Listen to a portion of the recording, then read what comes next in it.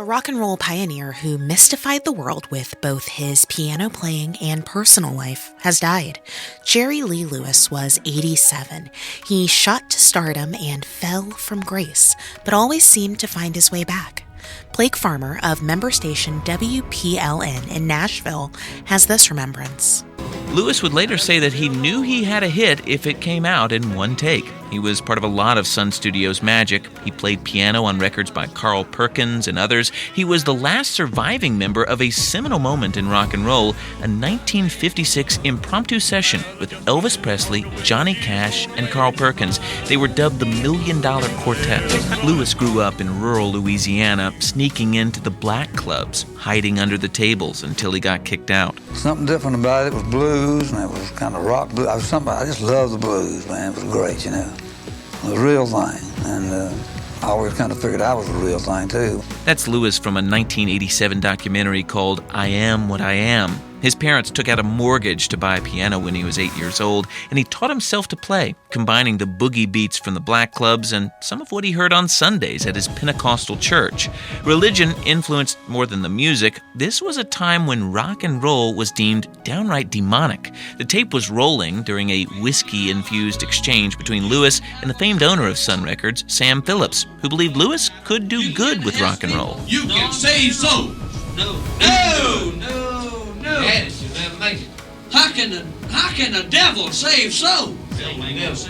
What are you talking about? Man, I got the devil in me. If I didn't have, I'd be a Christian. That was the session when his biggest hit was also captured on tape. Lewis took this music on tour, where his performances were sexually charged, suggestively working the microphone as he stood up and pounded the keys.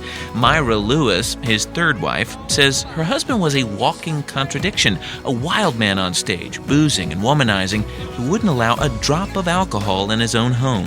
She talked to WHYY's Fresh Air in 1989. Jerry sat in judgment of himself continuously. He was a man who was tormented daily by his expectations of what he should be doing versus in reality what he was doing. But it wasn't the hard living that led to his first plummet in popularity. It was the fact that he married Myra, his second cousin, when she was 13 years old. On a tour to England, the tabloids were ruthless. For 10 years, Jerry's records were held off the air.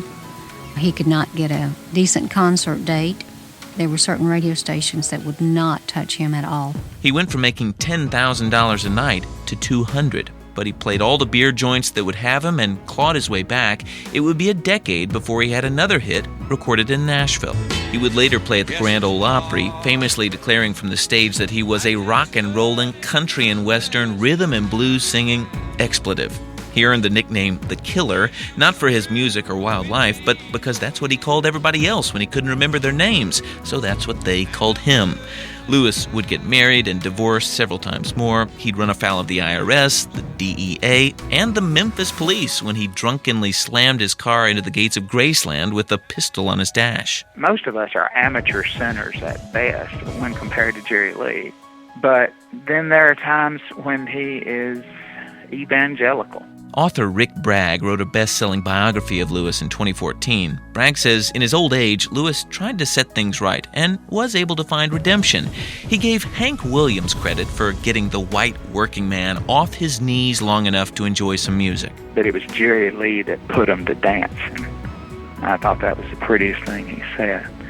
And how can that be a sin? Or, as Lewis himself put it to NPR in 2010, I've been up and down the road, and it's been some hard living and some hard rocking and some hard rolling, but I'm still rocking on.